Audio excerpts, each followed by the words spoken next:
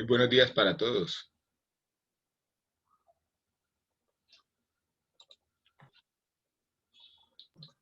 Buenos días, profe. Por favor, eh, entremos a Moodle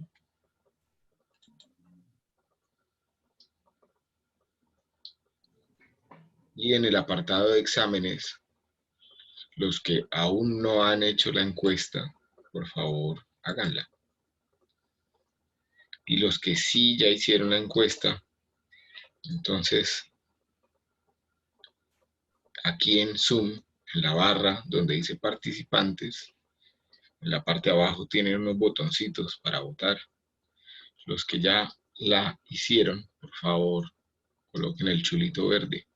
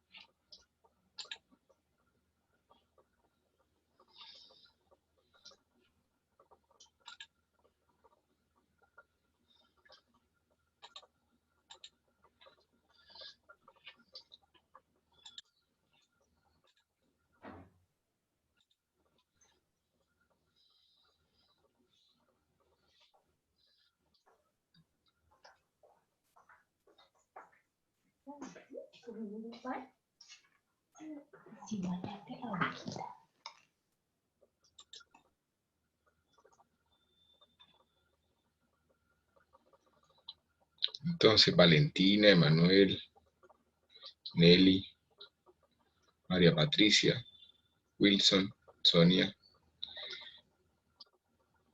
por favor, diligencia en la encuesta. Cuando ya hayan terminado, pues van calificando.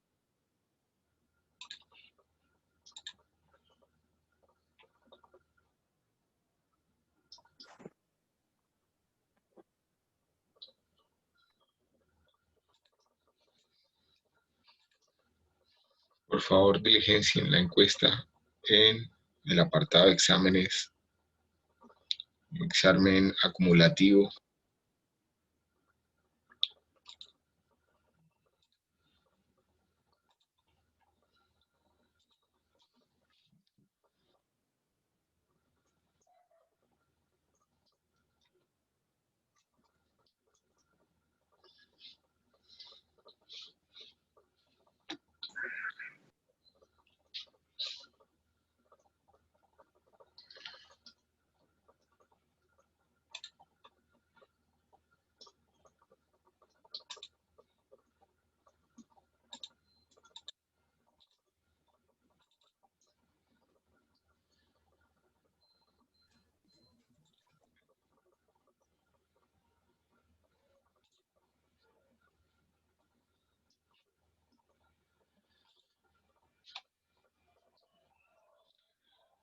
En este momento tengo registradas 21 respuestas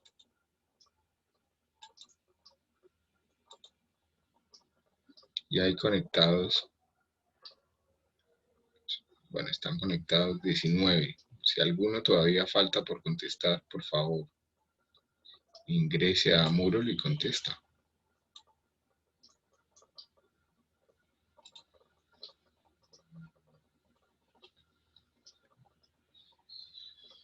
Mientras tanto, podemos ir abriendo los modelos financieros que ya se cargaron la semana pasada, ¿cierto? El modelo sobre las plantillas que habían trabajado para la segunda entrega.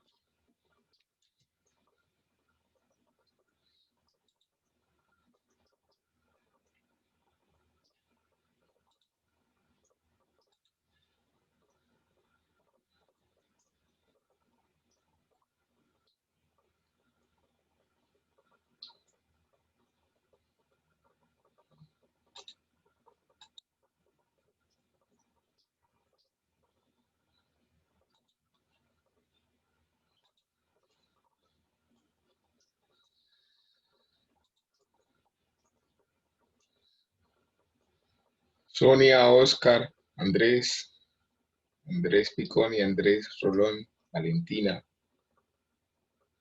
Emanuel, Gabriela, ya pudieron hacer la encuesta en Moodle del Sí, examen. sí, señor. Sí, señor. Sí, señor. Sí, Sí, señor. profe, ya. Me regalan los chulitos, por favor, para saber quién falta aquí en las votaciones.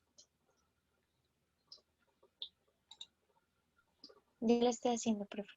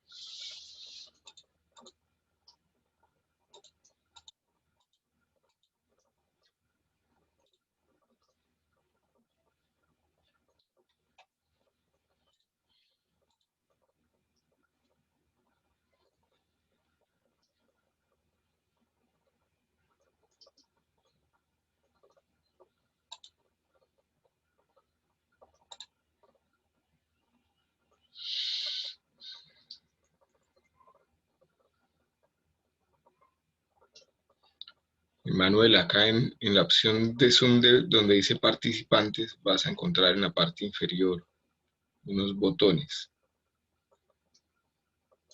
Por favor, hacer clic en el chulito.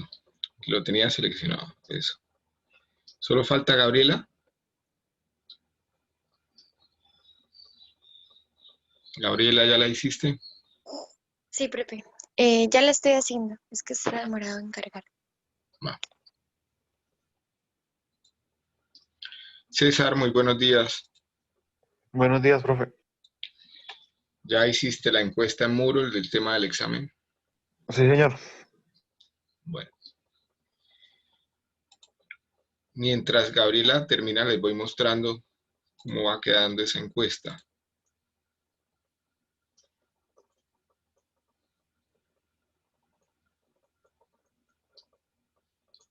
La gran mayoría votó para el miércoles de 7 a 9.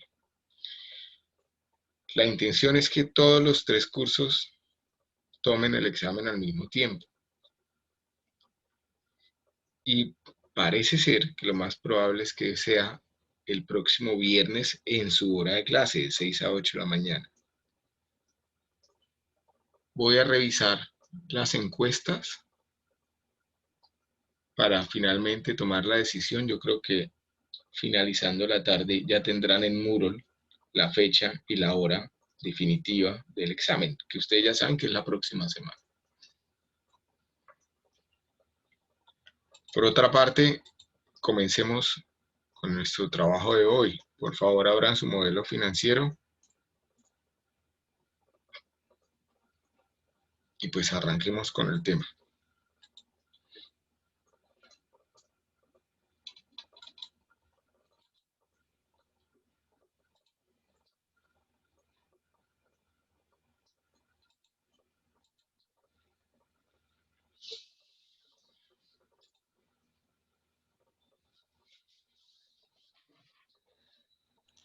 Ya, profe. Lo que vamos a tratar hoy no es más que comenzar a poner a punto nuestro proyecto de inversión en el modelo financiero planteado. Esta clase no les va a servir de mucho si no tienen abierto el modelo y lo comienzan pues a utilizar, a cacharrear.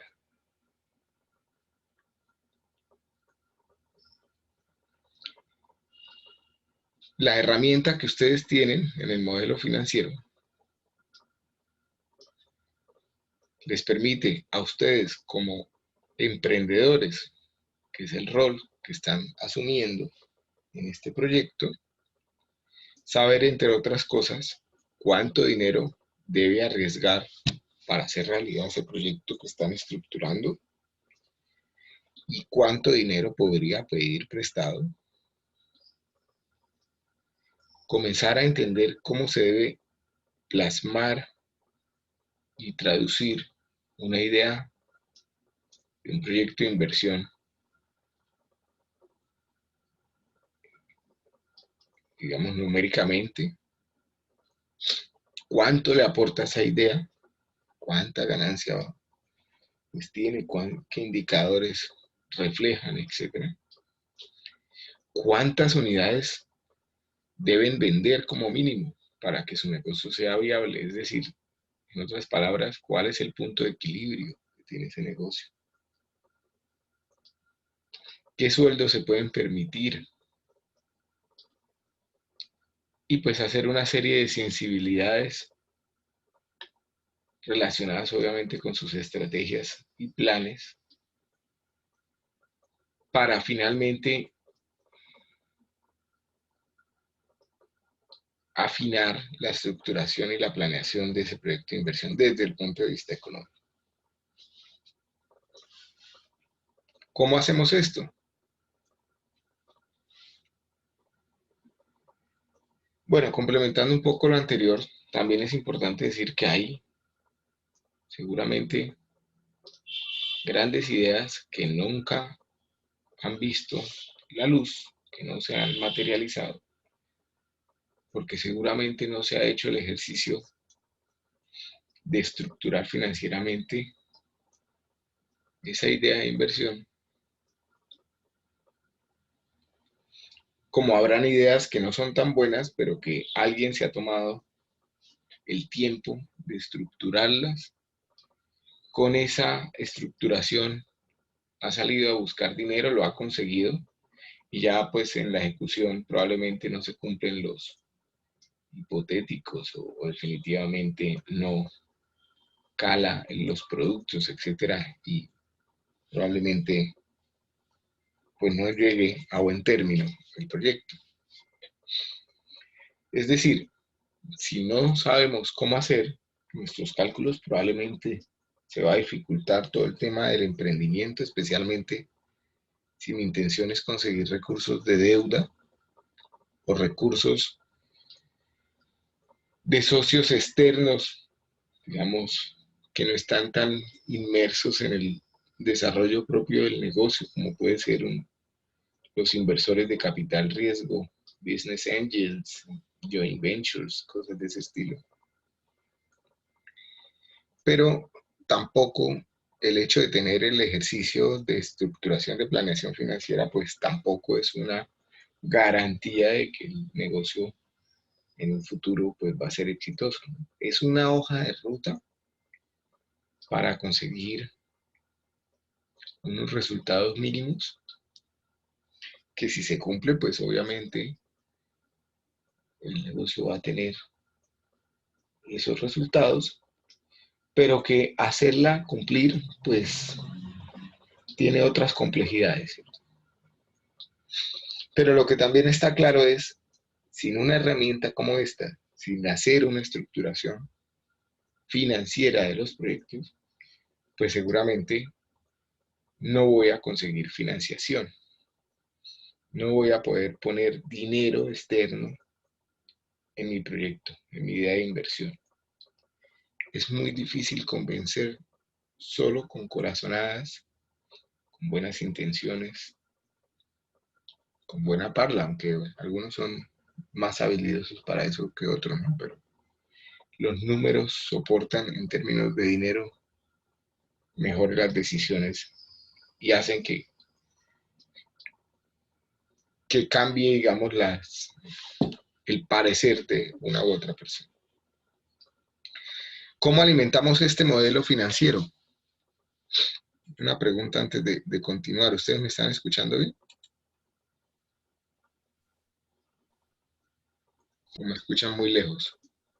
No, bien, Está bien, profe. Va. Lo primero que hacemos en el modelo financiero, pues es la estimación de la cuenta de resultados, que va en línea con lo que hablamos las clases pasadas cuando estábamos hablando de los estados financieros de las empresas. Aquí vamos a, de manera hipotética, crear el estado de resultados, o la cuenta de resultados, o la cuenta de pérdidas y ganancias, que si recordamos bien, pues es planear toda la parte operativa del negocio. En ese aspecto, tenemos dos alternativas para hacer la primera parte, que es la estimación de ingresos. Una primera alternativa que no está planteada en el modelo financiero, pero que de alguna forma si la revisamos o la intentamos comprender en el desarrollo del semestre, es a través de un análisis de mercado. Con el análisis de mercado, en donde por una parte se define qué tan grande es el mercado del sector en el que estoy incursionando como idea de negocio, y por otra parte, cuál es mi cuota de mercado, es decir, qué tanto mi negocio va a permear ese mercado, va a lograr ventas sobre ese mercado y a coger una parte del pastel. Puedo estimar unos ingresos con esas dos variables. Pero como aquí ninguno es experto en temas de mercadeo ni de mercados, ni es la intención de la asignatura, el modelo financiero lo vamos a proyectar de manera más directa, estimando las cantidades de los productos que creemos podemos vender en el primer año, que fue lo que ustedes ya hicieron en las plantillas de ventas y de costos. También se le puso un valor a esos productos, ¿cierto? No solo cuántos, sino a cuánto vamos a vender cada uno de esos productos. Que además ese precio de venta, en su momento, se comentó que sería ideal ponerle un valor ligeramente inferior a productos similares en el mercado.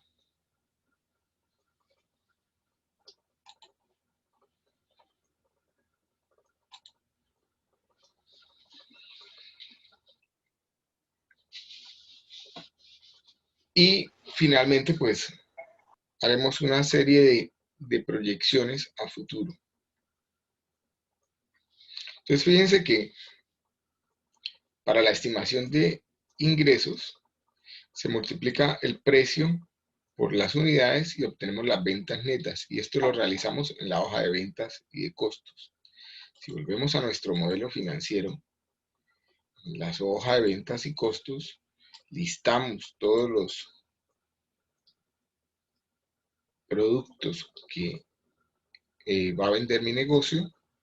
También listamos las cantidades, que es lo que acabamos de decir, y le ponemos un valor a cada uno de esos productos. De manera general, en la columna 11, con la información registrada en estas casillas de la columna B, C, D y E, pues entonces se puede sacar un totalizado de productos a vender en el año y un valor promedio de los mismos. Que si ustedes se fijan, pues ese valor promedio está ponderado por las cantidades que tenga de uno o de otro. Y son estas dos cifras las que se están llevando al modelo, ¿no? Si ustedes se fijan, en la casilla C6, ustedes tienen 36.400. Bueno, ustedes ya no tienen 36.400, porque se supone que si están revisando directamente su proyecto, pues tendrán aquí la cifra de unidades a vender que ya tengan registradas en la hoja de ventas y de costos. Y en la celda C12, el valor promedio de las mismas. Con estas dos variables, pues vamos a llegar al total de ventas. Como se fijan, está multiplicando las dos. Que este número, pues es igual a lo que tenemos ya aquí definido. Por otra parte, ustedes hicieron un análisis de precios unitarios de cada uno de los productos que tienen en su compañía. Productos o servicios, ¿cierto? También pueden ser servicios. Y esa totalidad de costos se está compilando acá en la celda J2 y la misma se está también llevando al modelo en la celda C19. Con estos tres datos de entrada, ahora queda es afinar el resto del modelo para el ciclo de vida de análisis, que en este caso va a ser de 10 años. Pero antes de hablar de los crecimientos, que es la segunda parte de esta diapositiva, fíjense que en el modelo yo les generé dos filas que ayudan a tomar decisiones. Regálenme un minuto, por favor.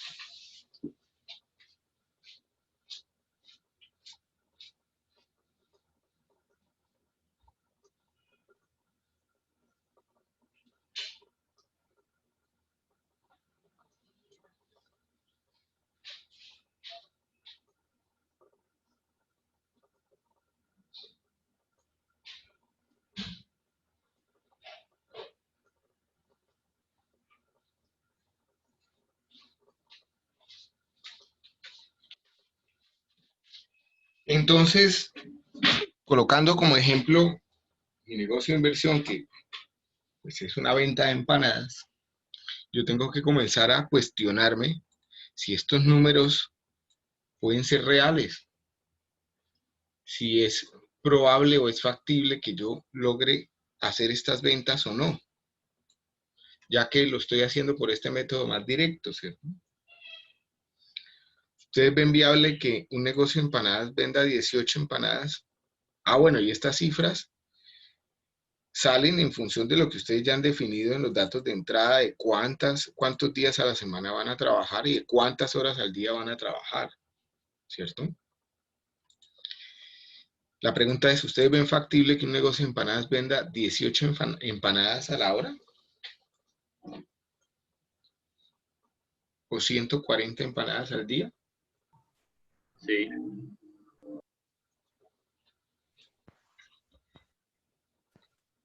Y quien me acaba de responder lo dice por corazonada o por experiencia.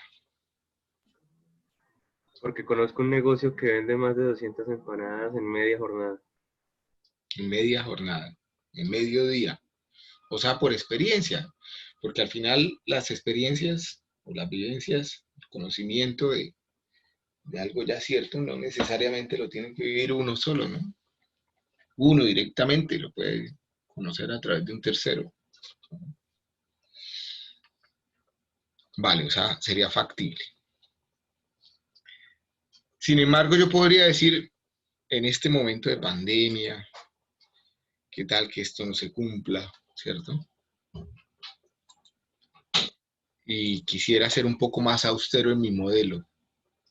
Para modificar estos datos de entrada, pues tengo que ir a mi hoja ventas.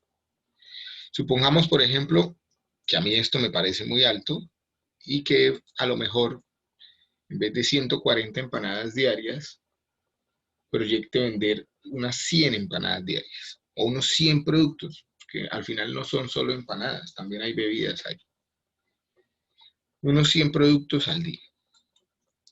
Entonces me vuelvo a mi hoja de ventas y costos y voy a modificar las cantidades. Entonces, por ejemplo, voy a decir que no vendo 50 limonadas al día, sino 25.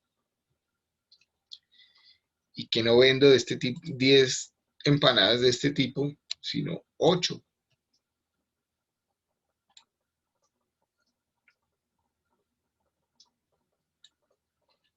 Fíjense que ahí ya, con esta pequeña variación, ya estoy vendiendo 101 productos al día y del orden de 13 por hora. Si me voy a mi modelo, pues ya quedó hecha el cambio, ¿cierto? Lo siguiente que yo tengo que comenzar a definir es cómo va a ser el crecimiento en términos de ventas, o sea, cuántas ventas más voy a tener, y en términos de precios. Las ventas no deben ser mayor de 2 dígitos ni superior a la proyección del PIB del país. Esto no es una camisa de fuerza, lo que estoy comentando es una sugerencia. ¿Qué pasa? Yo proyectar un crecimiento de un negocio muy por encima de lo que está creciendo toda la parte productiva del país es complejo. Ahora la pregunta es, ¿a cuánto va a crecer el país? ¿Alguien ha escuchado el PIB o alguna noticia relacionada reciente?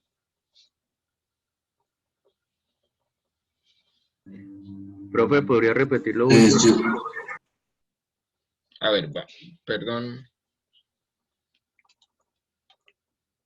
¿Qué duda tenías?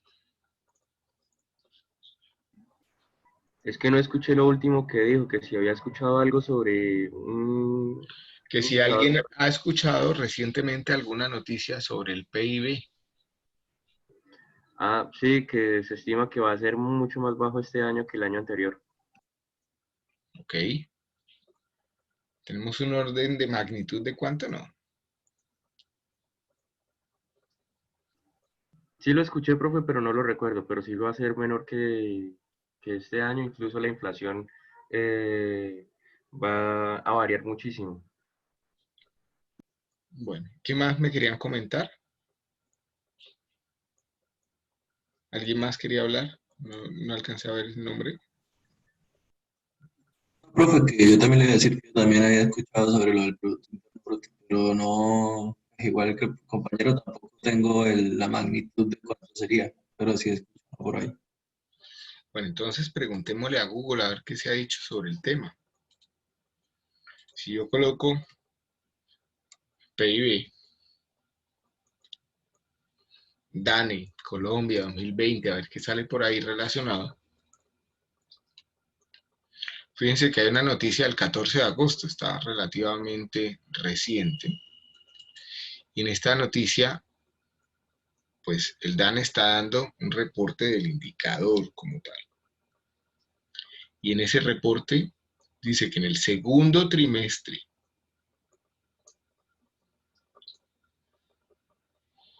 del 2020, el Producto Interno Bruto, que es un indicador de la producción o del crecimiento en la producción del país, decreció un 15.7%.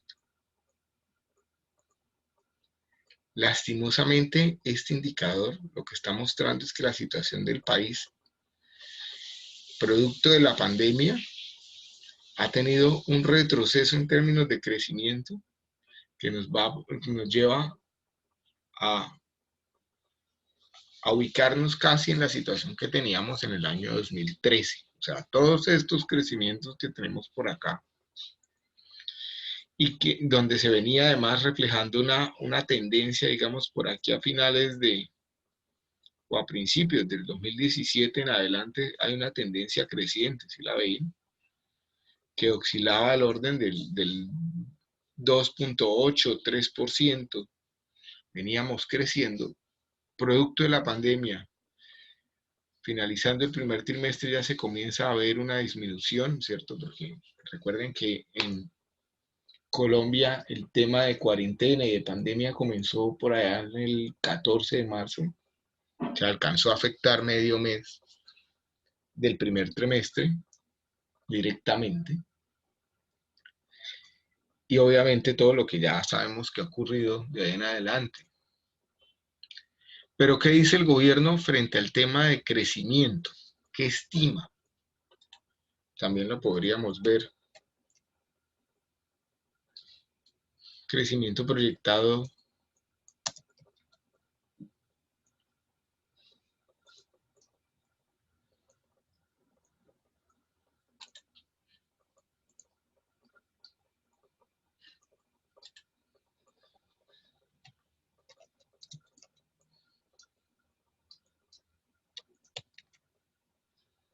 a ver si este me da el dato.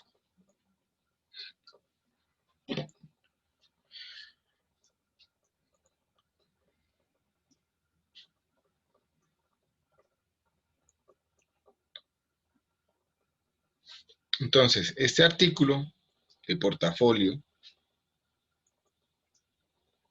que es un artículo del 6 de agosto, o sea, que también podemos decir que está vigente, dice, el gobierno cree que el PIB de Colombia puede crecer el 6% en el 2021. El ministro de Hacienda dijo este lunes que la economía colombiana crecerá como mínimo un 5% en el 2021 y agregó que en el mejor escenario lo harían un 6%. O sea que el dato yo lo tomaría más hacia el 5 que hacia el 6, ¿cierto? Pero por otra parte llega y dice, a pesar del crecimiento positivo proyectado del 2021, la economía colombiana no volvería a la senda favorable que presentaba durante los primeros meses del 2020. En palabras más coloquiales, no alcanzamos a recuperarnos del tramacazo del 2020. Lo coloca acá, ¿no? Arriba. No nos ubicamos sobre la trayectoria que tenía el país tan favorable al finalizar el 2019 y comenzar el 2020.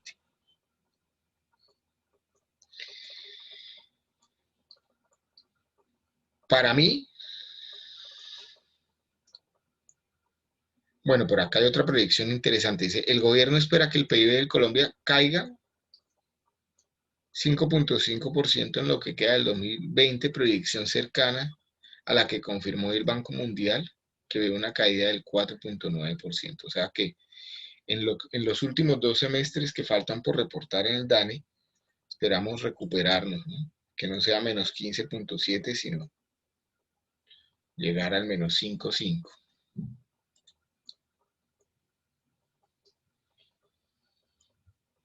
Si rebotamos de manera importante, somos optimistas y ese optimismo es compartido por muchas personas y entidades. Sí pienso que vamos a tener una recuperación rápida. Tenemos un empresariado en Colombia listo para actuar y hemos hecho todos los esfuerzos para mantener ese capital social. Entonces, el tema, volviendo a nuestro modelo financiero, es que este crecimiento que vamos a definir en la fila 10 de ventas del negocio debería ir alineado en parte con el crecimiento del país.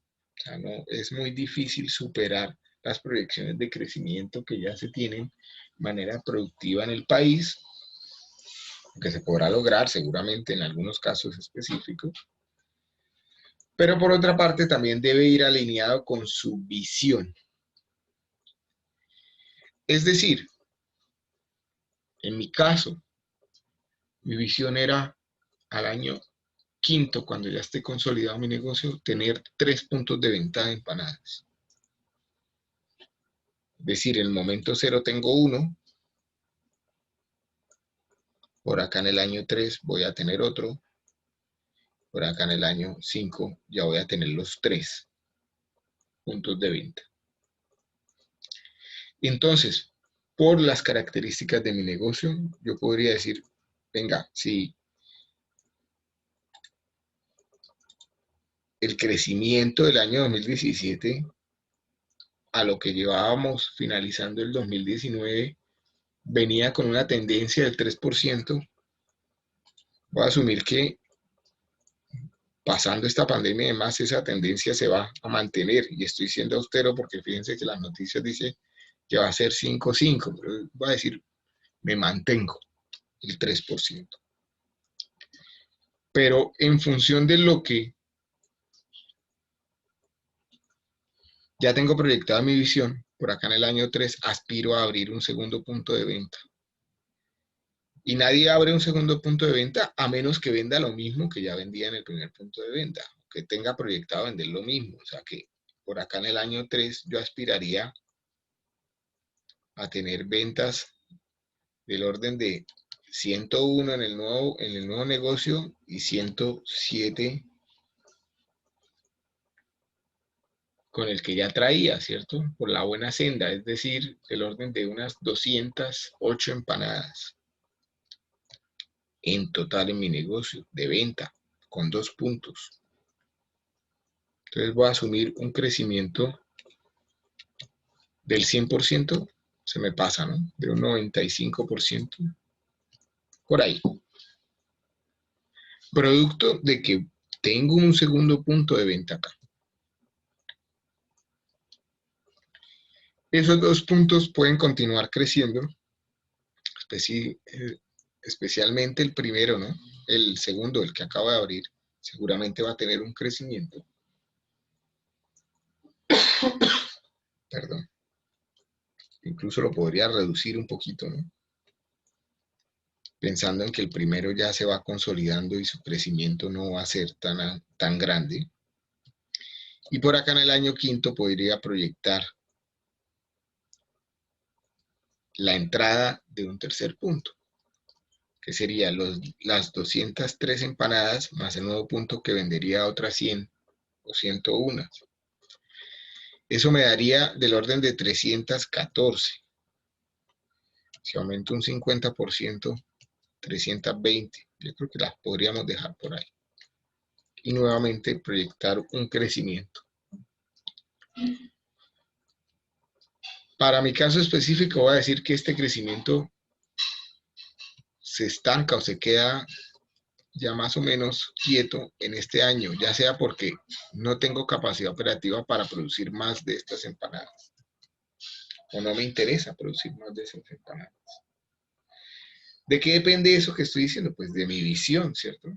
Hay negocios en donde sencillamente la gente quiere subsistir, quiere tener una fuente de ingresos, pero seguramente querrá hacer otras cosas y demás, y pueden definir metas muy específicas de hasta aquí vendo yo, cuando ya logre esta meta, pues no me interesa vender más.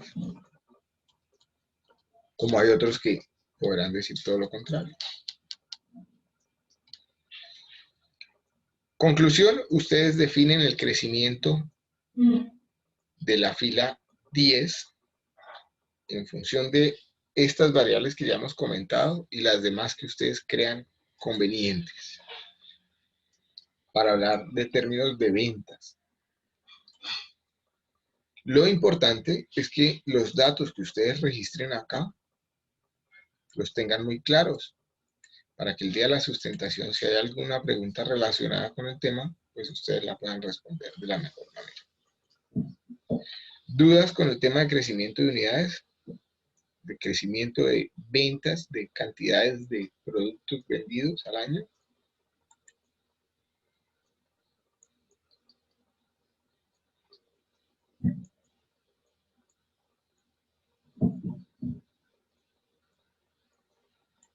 Asumiendo que el silencio es que no hay dudas, el siguiente crecimiento que vamos a proyectar es el de los precios.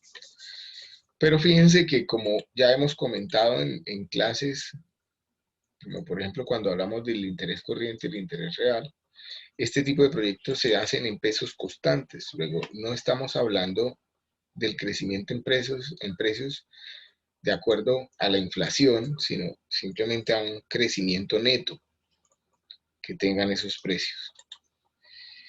Y eso pues lo puedo chequear o debería tener, por ejemplo, mi dato de inflación proyectada en 0, esta celda B9, porque queremos modelar en pesos constantes. Teniendo eso presente, los crecimientos que yo coloque en precios, pues serán crecimientos netos. Y yo podría colocar crecimientos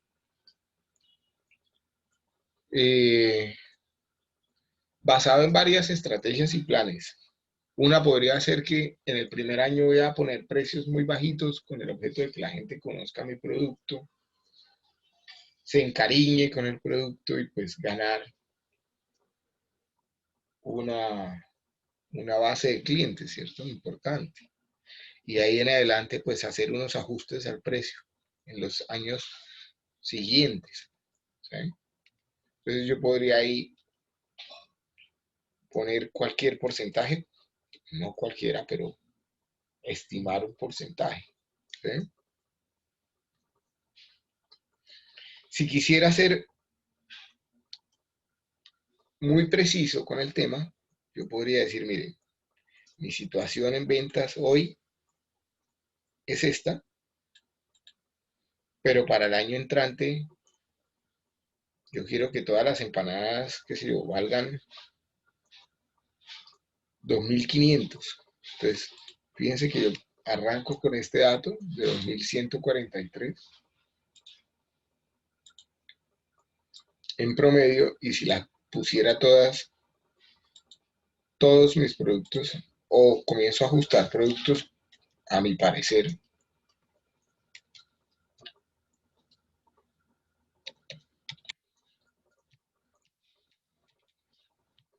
pues voy cambiando de alguna forma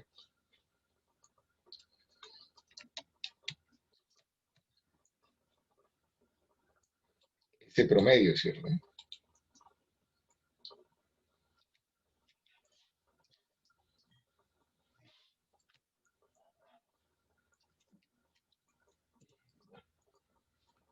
Entonces subí mi promedio, por ejemplo, de 2.142 a 2.370, que eso básicamente sería un crecimiento de un 10,6%, de un 10,63%. Y lo podría llevar acá de un año al otro, si quiero ser muy exacto.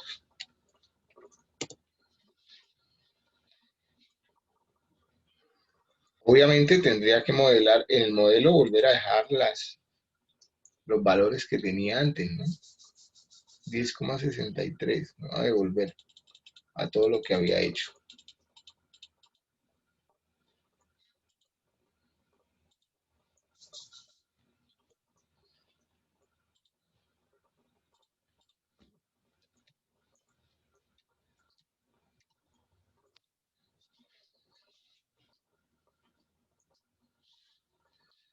Y no proyectar, o proyectar algo para los años siguientes. Si yo ajusto los precios todos los años,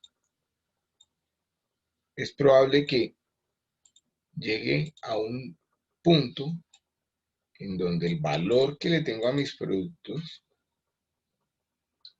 pues ya no sea aceptable para el mercado. y que por la calidad de los mismos, pues en últimas termine perdiendo cuota de mercado, ¿cierto? A mí me da la percepción que han habido negocios en Bucaramanga a los que les ocurrió esto y que han muerto por causa de esto o porque tuvieron que recurrir a esto para intentar salvar el negocio y lo que hicieron fue terminar de hundirlo. En mi época, cuando yo estaba en la universidad, y ya hay unos años considerables ahí, había un negocio que se llamaba Conarte. Yo no sé si alguno de ustedes lo conoce. Sí, profe. Y Conarte tenía, pues era una cosa absurda de clientes, ¿sí? A veces le hacían fila y todo el cuento. Pero de un tiempo para acá, o antes de que se acabara el negocio, a mí me daba una percepción de que incrementaron mucho los precios, producto probablemente de unas inversiones importantes que hicieron ahí en Cabecera con una edificación de 3 pisos seguramente, o porque ya no estaban teniendo el volumen de ventas que registraban en años anteriores. Entonces, para compensar, lo que intentaron hacer fue subirle a los precios y al final eso terminó ahuyentando más a la clientela, me imagino, eventualmente. Entonces, y me disculpo con Conarte porque como esto está grabado y demás, puede que no sea la realidad, ¿no? Pero estoy haciendo una hipótesis de lo que pudo haber ocurrido ahí, ¿sí? Pero eventualmente, si yo mantengo crecimientos en precios como política y estrategia, va a llegar un punto en donde se vuelve insostenible, ¿sí? O los precios parecen muy altos y se desfasan de la realidad del mercado, etcétera.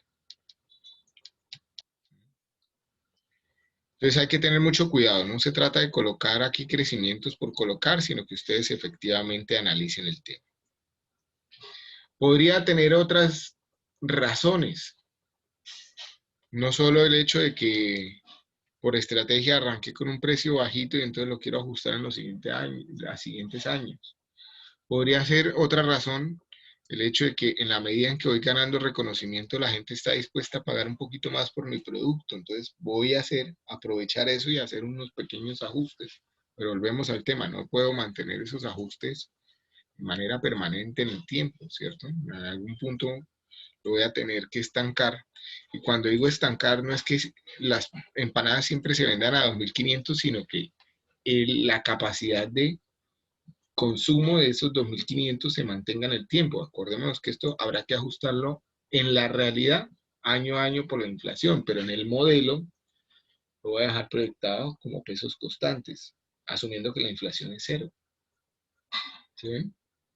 O no que sea cero, pero sí sacando del modelo la variable inflación. ¿De acuerdo? ¿Sí me copia el tema? Sí, señor. Pueden haber otras razones. Puedo decir, por ejemplo, voy a ajustar el precio de mis productos porque voy a mejorar la calidad de los mismos. Entonces, en la medida en que yo ofrezco más calidad, la gente está más dispuesta a pagar por esos productos.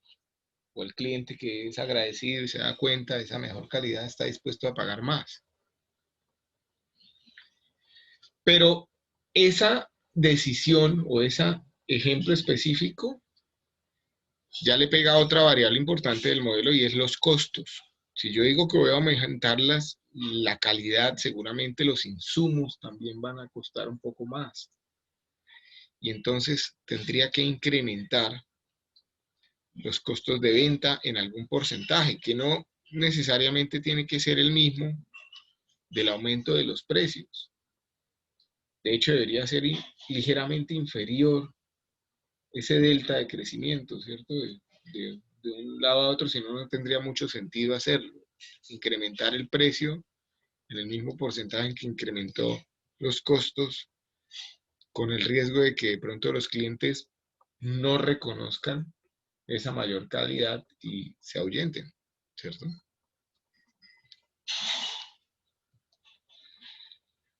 Pero bueno, una vez tengo definido mis ventas iniciales, mis valores iniciales, mis crecimientos y proyecciones para los 10 años de unidades de ventas y de precios, pues ya tengo definido toda la estructura de ingresos del negocio.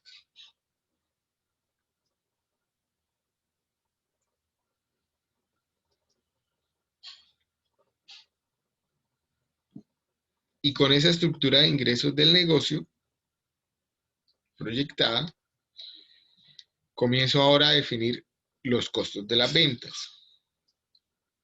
Que ustedes ya lo hicieron para el año 0, pues con un análisis de precios unitarios de cada uno de sus productos.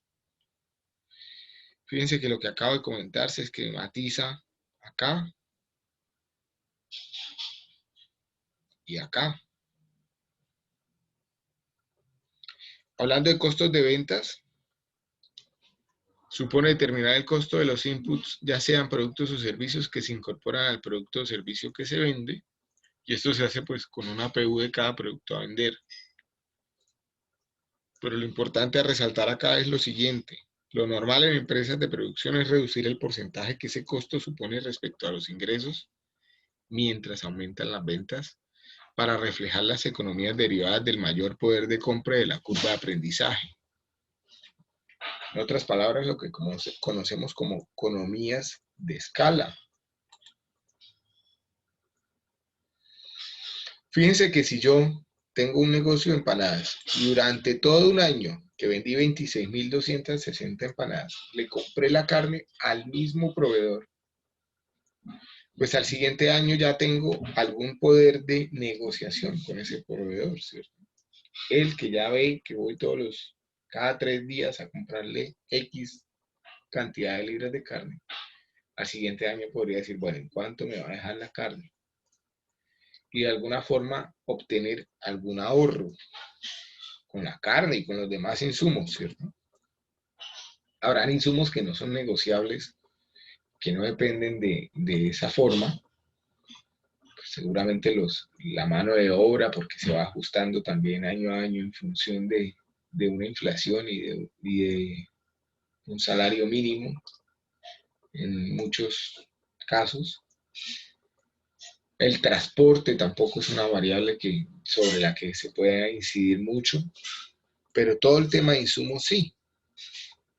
Y yo podría evaluar, dependiendo del tipo de negocio que yo esté estructurando, si puedo o no tener economías de escala, es decir, si puedo reducir este porcentaje que están viendo en la fila 20, que es el porcentaje de costos, o si por otra parte lo mantengo, ¿no?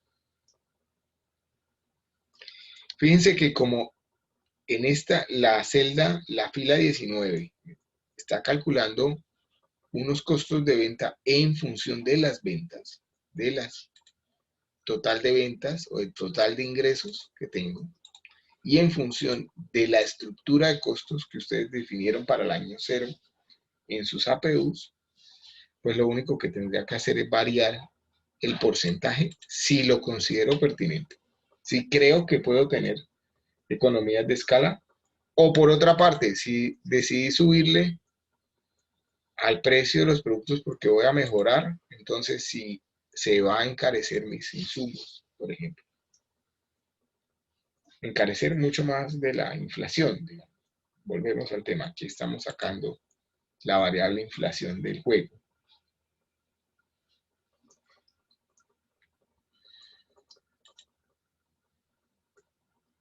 Una vez tengamos esto, podemos estimar el margen bruto, que matemáticamente no es otra cosa que 1 menos el costo de las ventas por los ingresos. De tal manera que en porcentaje sería ingresos menos costos de ventas sobre los ingresos. Por lo que si soy capaz de estimar el costo de ventas, que ya lo hablamos en la fila anterior, pues puedo estimar el margen bruto. ese indicador de margen bruto es importante. Profe, Señora, profe, qué pena, ¿me podría repetir lo del porcentaje de costo de ventas?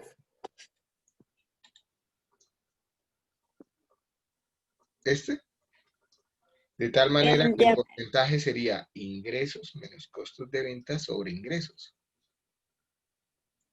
que en últimas es lo que tienes aquí en el modelo, ¿cierto? O sea, cuando yo busco el porcentaje, fíjense que es el margen sobre los ingresos, y el margen es ingresos menos costos, ¿sí?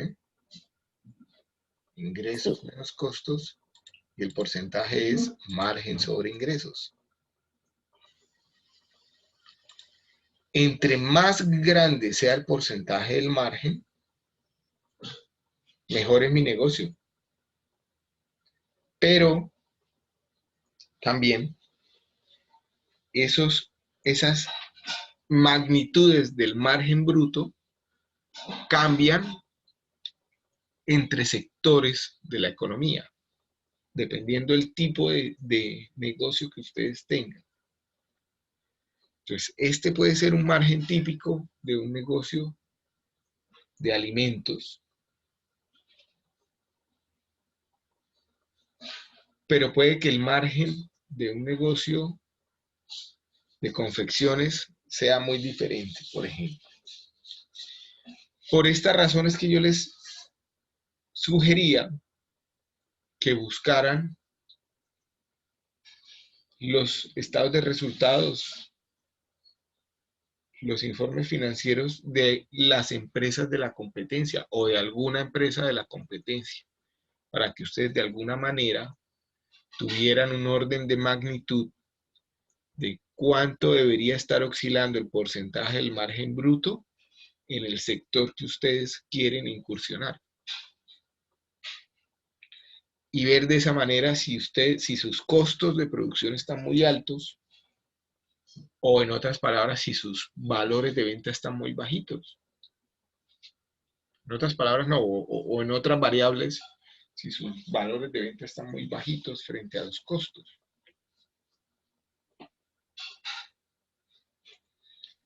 Todavía están a tiempo de que lo revisen, y en la medida en que lo puedan hacer, pues el modelo va a quedar ajustado un poco más a la realidad.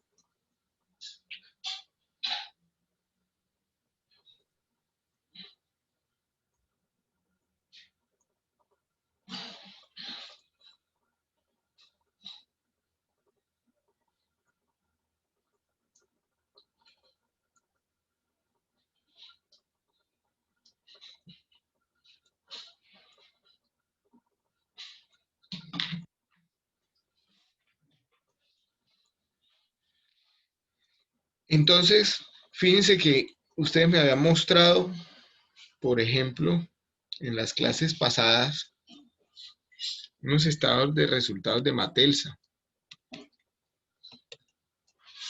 que es una empresa de confecciones, ¿cierto? Informes financieros, ¿cómo es? Estados financieros.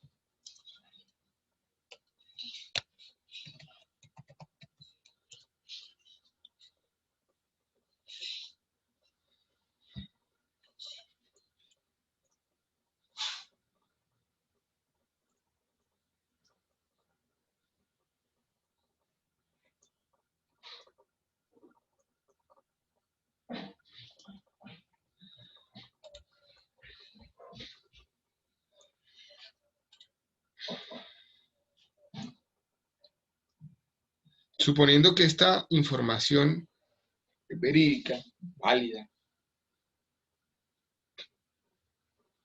¿cuánto sería el margen de un negocio como Matelsa o de este negocio de Matelsa?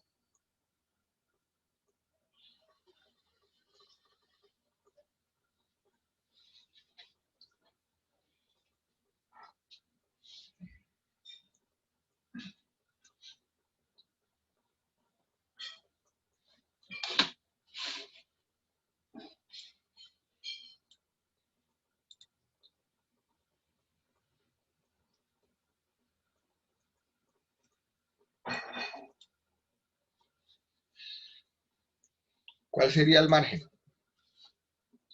El porcentaje del margen bruto. Porque al final, la magnitud del margen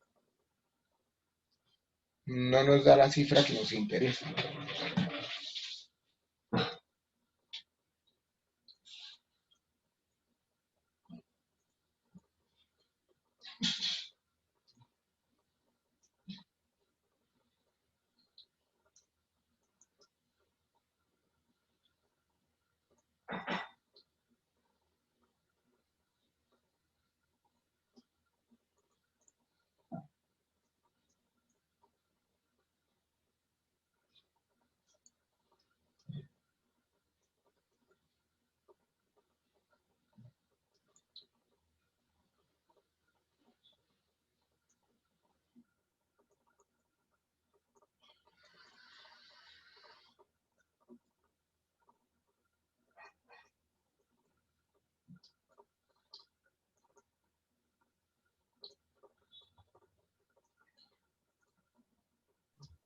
Profe, ¿no sería el 95% que colocamos? 95%, ¿por qué?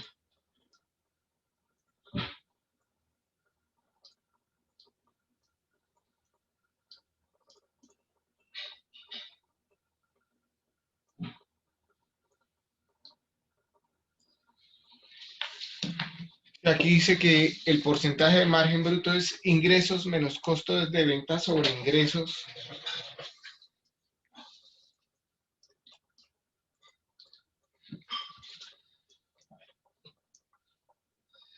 Entonces, para el año 2018, que es la columna de la izquierda, tenemos ingresos menos costos de ventas. Eso me da 28.462, que es lo que llaman aquí utilidad bruta, ¿cierto? 28.462 sobre 75.508. Ese sería mi porcentaje del margen. 28.462 sobre 75.508. Es decir, al negocio de Matelsa, su margen bruto es del 37,69%.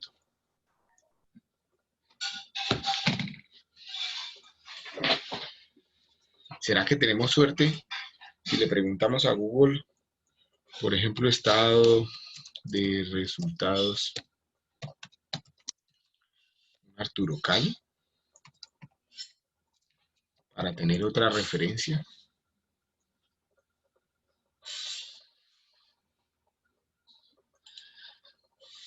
A ver qué hay por acá. Arturo Calle, estado de resultados, ingresos, costos, margen bruto, 118.000. Entonces, ¿cuánto es el margen de Arturo Calle en este caso? 118.981 sobre 240.000. Fíjense que el margen de Arturo Calle es mejor que el de Matelsa, ¿cierto? Matelsa tenía un 37%, Arturo Calle tiene un 49,57%. Pero eso ya me da un orden de magnitud, ¿cierto? De que ese tipo de negocios, pues su margen oscila ahí, en ese rango, ¿no?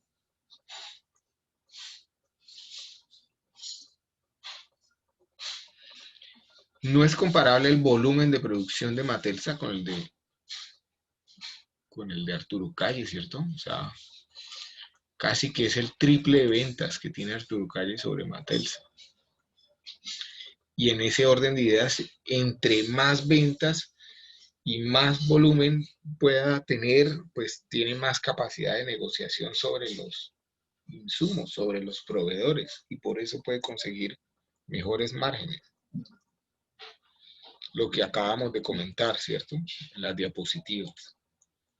Aquí, cuando hablábamos de curvas de aprendizaje, de mayor poder de compra, de economías de escala.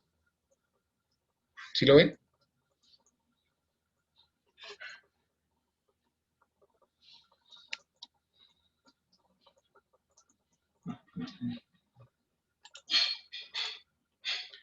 Entonces es un indicador importante para saber si mi estructuración va por buen camino. Si esto no es positivo, si este margen bruto no es positivo, ya el negocio no hay cómo salvarlo. No puedo vender algo a menor valor de lo que me cuesta, ¿cierto? Es así de sencillo. Me está mostrando el tema. Posterior a esto, lo que hay que hacer en mi negocio es la estimación de costos de personal, que ustedes ya lo hicieron en la hoja de cálculo, de recursos humanos, hicieron un listado del personal en función de su visión, si se acuerdan, ¿cierto? Cuando ustedes comenzaron a estructurar el negocio, dijeron, yo tengo una visión y creo que en esa visión, entonces el organigrama con el que yo puedo iniciar mi negocio, lo mínimo que necesito es esto, pero cuando ya esté consolidado, voy a tener esta otra cantidad de personas. Pues suponiendo que en mi caso, en el caso que tenemos acá en mención, en donde tengo en la parte inicial un solo punto de venta y para ese punto de venta solo estimo tener un cocinero, un cajero y un contador. Y eso el contador una vez al año para la declaración de renta y demás. Que serían 31 millones de pesos, que si ustedes se fijan es el dato que se está llevando al modelo. 31 millones de pesos por acá donde dice sueldos. Pero aquí hay dos cosas interesantes. Donde yo mantuviera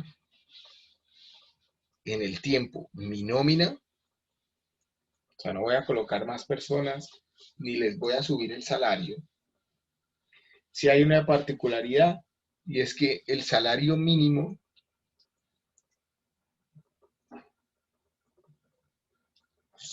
suele ser ligeramente superior a la inflación, ¿cierto?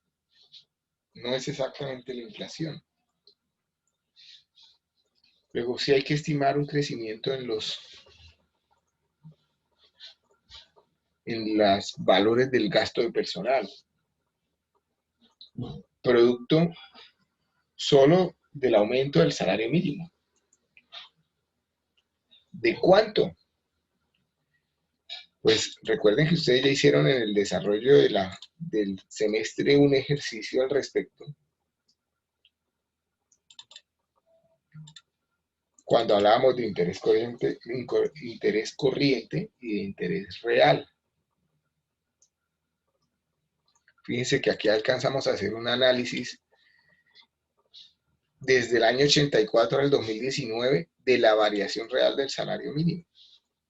Real, es decir, quitando la variable inflación de por medio. Si yo ya saco un promedio para los últimos 10 años, fíjense que esa variación acá, en promedio, ha sido del 1,39%.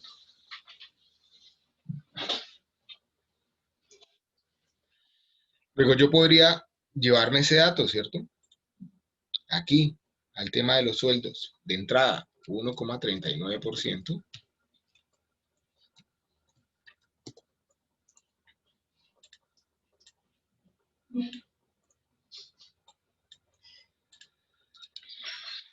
Pero recuerden que yo en el año 3 voy a abrir un segundo punto de venta y como voy a abrir un segundo punto de venta, porque ya lo definí en mi visión de mi negocio, pues eso cambia las condiciones, porque seguramente cuando abra un segundo punto de venta voy a tener ya no voy a tener un cocinero, sino 2 cocineros, uno en cada punto de venta.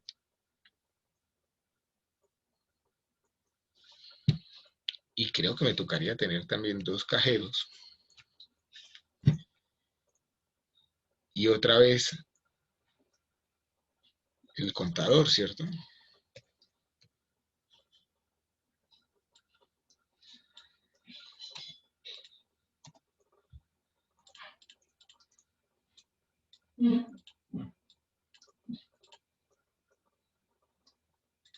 ¿Qué pasó acá?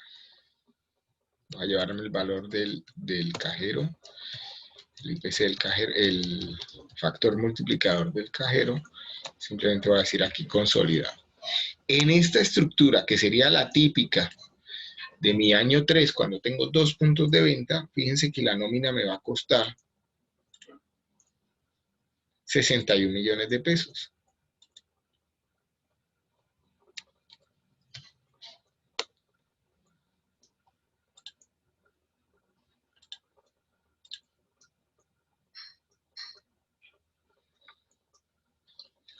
Si yo en el año 2 ya venía mi nómina costando 32 millones de pesos,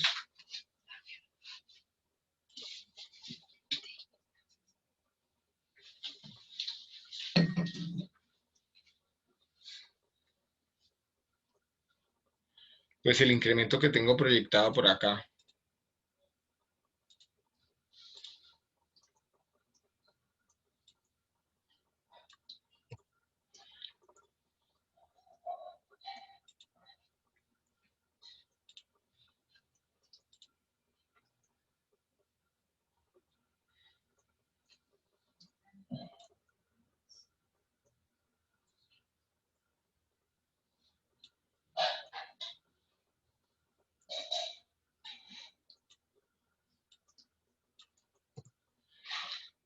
sería de un 88,34%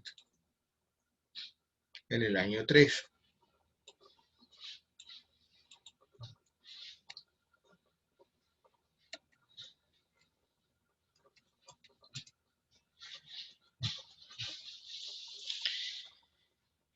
Y algo similar va a pasar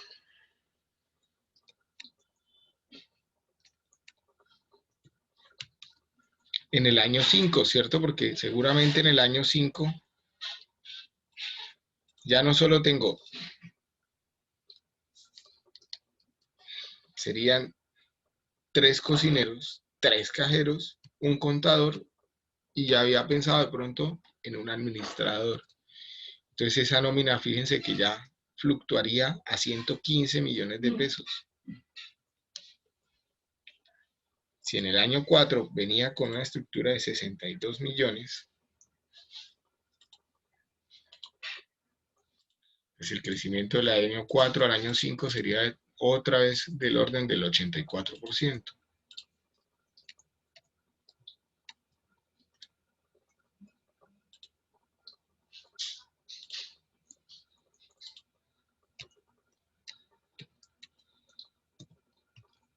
Y después sí puedo seguir con mi proyección del 1,39, que es el crecimiento normal de los salarios. O podría tener otras estrategias y planes y decir, pues yo también quiero ayudar a la gente que trabaja conmigo y subirle el salario por encima de la inflación X puntos todos los años. No pegarme solo al salario mínimo, sino de pronto algo más por encima del salario mínimo. Un 2, un 3, un 10, un 50%, no sé lo que ustedes estimen, pero tienen que justificarlo. ¿Dudas con lo que acabamos de comentar?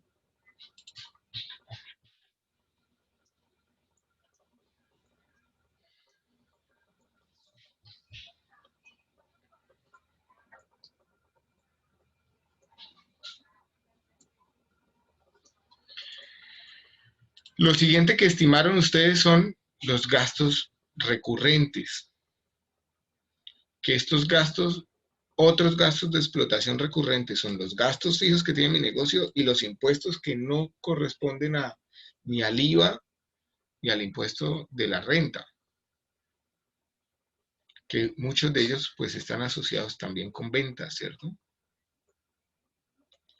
Fíjense que en gastos de explotación, yo puedo decir que estos crecen año a año con la inflación y por lo tanto no asumir ningún crecimiento. Como podría decir, por estrategias y planes, que algunos de estos van ingresando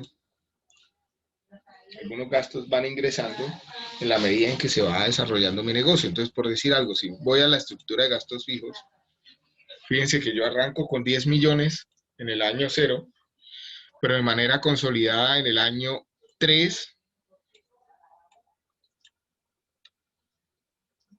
yo voy a tener un segundo punto de venta, entonces seguramente me va a tocar tener otro arriendo,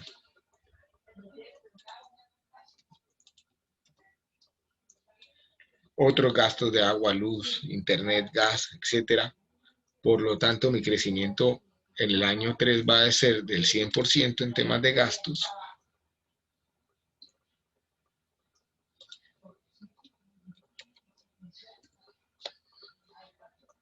Y en el año 5, nuevamente, hacer una tercera entrada de un tercer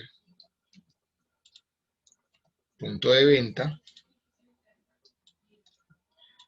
Y por estrategias y planes, pues comenzar a contemplar otros riesgos, como mitigar riesgos, como comprar un seguro, hacerle un mantenimiento frecuente a mis equipos y de pronto un tema de marketing y publicidad. Entonces, en este caso, mi incremento pasaría de una estructura de 21.391.000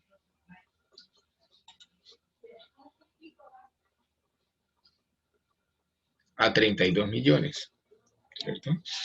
Que es más o menos lo que tenía ya por acá proyectado. 53,56%.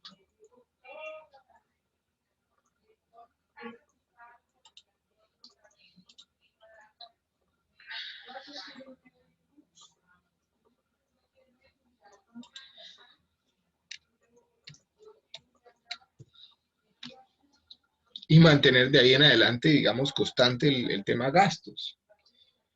Ojo, esto es un modelo económico, ¿cierto? Nadie tiene la bola de cristal ni tiene el conocimiento de lo que es o no es, ¿cierto? En realidad, y seguramente, pues yo definir unos gastos fijos, como su nombre lo dice, no son tan fijos, porque pues, los servicios públicos varían de un mes a otro en función del consumo, etc. Pero me toca hacer una estimación general, ¿no? Y finalmente tengo el tema de los impuestos. En el tema de los impuestos, de acuerdo a lo que hemos hablado ya, les dejo en libertad para que ustedes analicen cómo sería ese crecimiento, porque dependiendo las decisiones de inversión que ustedes tengan en sus negocios y otros aspectos intrínsecos de los mismos, ustedes, algunos tienen más impuestos que otros. Lo normal es que todos tengan impuesto de industria y comercio que está asociado con las ventas y un impuesto de renovación de registro mercantil que está asociado con los activos que tiene la compañía. Y en este orden de ideas, pues yo aquí tengo unos datos que seguro el de industria y comercio se acerca, pero el de la renovación del registro mercantil ustedes la tendrán que ver allá en función de los rangos que tengan definidos en la Cámara de Comercio. Pero el que haya comprado inmuebles, pues además tiene impuestos prediales, impuestos vehiculares, si han comprado vehículos, etc. Y pueden hacer la previsión de crecimiento en función de cuándo van a comprar esos predios, cuándo van a comprar esos vehículos, si lo están proyectando para más adelante, etc. En el modelo financiero hay planteado un crecimiento en función de las ventas. ¿Sí?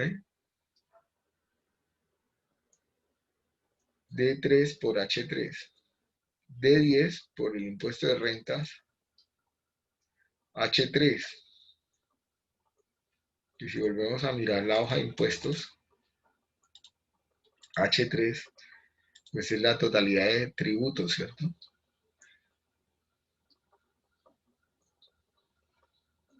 pero ustedes son libres de proyectar el crecimiento en función de las características de su negocio. ¿Dudas hasta acá?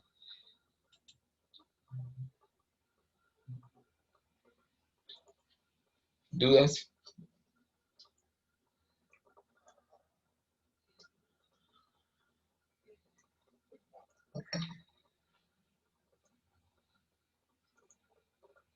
¿Sí me van siguiendo? Sí, señor. Sí, señor. Bueno, si no hay dudas, una vez tengo mi margen bruto, al descontarle los demás gastos asociados al tema operativo, voy a obtener mi EBITDA. Y el EBITDA es otro indicador importante en los negocios, muy importante en los negocios. El EBITDA me dice cuáles son mis utilidades, cuáles son mis ganancias, sin tener en cuenta mis decisiones de financiación ni las obligaciones tributarias que tiene cada uno de los negocios. Es decir, que puede que para una persona específica su negocio no sea rentable, pero aún así hayan inversores interesados en ese negocio porque el EBITDA tenga indicadores positivos y lo que haya que hacer con el mismo es sencillamente corregir políticas de financiación, por ejemplo. Que puede que para el socio, para el que no está siendo rentable, para el dueño que no está siendo rentable ese negocio, pues no haya más remedio porque no tiene cómo financiarse de forma más barata o asumir ya las deudas, pero para otra inversión sí. Al respecto del EBITDA, y con esto cerramos la clase de hoy. ¿Qué es? ¿Para qué me sirve? Fíjense que Google dice el EBITDA, que su sigla significa Earnings Before Interest, Taxes, Depreciations and Amortizations, hace referencia a la ganancia de la compañía antes de intereses, impuestos, depreciaciones y amortizaciones. Es decir, se entiende como el beneficio bruto de explotación calculado antes de la deducibilidad de los gastos financieros. Pero por otra parte, por aquí, ayer revisábamos con sus compañeros un artículo que tiene Gerencia, que es una página colombiana, ¿cierto? Que me pareció interesante y se los voy a leer. Que dice lo siguiente. El EBITDA es un indicador financiero muy poco conocido y que apenas muchos los estamos conociendo y entendiendo. Por tanto, es importante hacer algunas precisiones sobre lo que es y sobre cuál es su verdadera utilidad. En términos generales, lo que el EBITDA hace es determinar las ganancias o la utilidad obtenida por una empresa o proyecto sin tener en cuenta los gastos financieros, los impuestos y demás gastos contables que no implican salida de dinero en efectivo, como son las depreciaciones y las amortizaciones. En otras palabras, el EBITDA nos dice hasta aquí el proyecto es rentable y en adelante dependerá de su gestión que el proyecto sea viable o no. Y eso es interesante. Ahora que ustedes están estructurando y proyectando su negocio, o sea, si este indicador no les marca cifras positivas, en este momento ya habría que hacerle sensibilidades estructurales al negocio.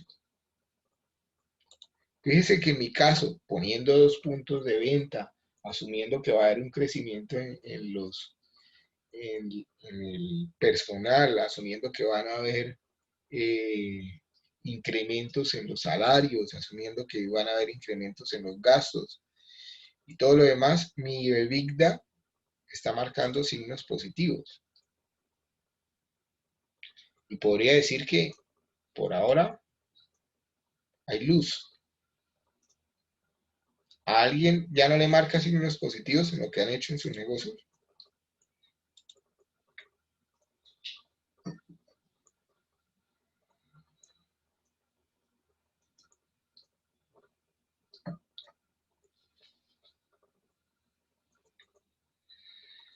Bien, retomo el tema.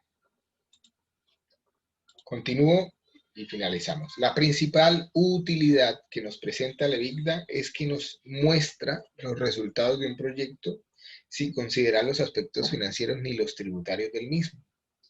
Algo importante, puesto que estos dos aspectos se pueden analizar por separado y que si se pueden manejar o administrar, no deben afectar para nada el desarrollo del proyecto y su resultado final. Desde el punto de vista del EBITDA es importante, lo importante es conocer cuánto puede generar un proyecto. Y luego los aspectos financieros y tributarios pues son otra historia y se podrán manejar. Si el EBITDA de un proyecto es positivo, quiere decir que el proyecto en sí es, en principio, positivo y dependerá su éxito del tratamiento o gestión que se haga de los gastos financieros y el tema tributario, además de las políticas de depreciación y amortización. Y con este tema arrancamos entonces mañana. ¿Cómo deben ustedes atender las políticas de depreciación y amortización en su modelo de negocios? El EBITDA, por ejemplo, no es una medida suficiente cuando se trata de un proyecto que por estar altamente financiado por recursos externos resulta en altos costos financieros. Bueno, estos ya son casos específicos. Los invito a que le peguen una revisada a lo que hemos hablado hoy, que le peguen una revisada a sus modelos financieros, a sus proyectos específicos, que lo ajusten y lo pongan a punto lo que hemos comentado ya hoy, que es, llegamos hasta el EBITDA en la cuenta de resultados. Y mañana continuamos. Vamos a ver si mañana, con la clase de mañana, alcanzamos a hacer el barrido de poner a punto el modelo y si podríamos comenzar a hacer, pues ustedes ya pueden sentarse simplemente a hacer sensibilidades y a encontrar otros aspectos interesantes del mismo. Si hay dudas e inquietudes, también las podemos resolver mañana iniciando. Muchas gracias a todos por la asistencia. Gracias, profe. Gracias. Gracias, profe. Nos vemos Gracias, mañana. buen día. Hasta luego, profe.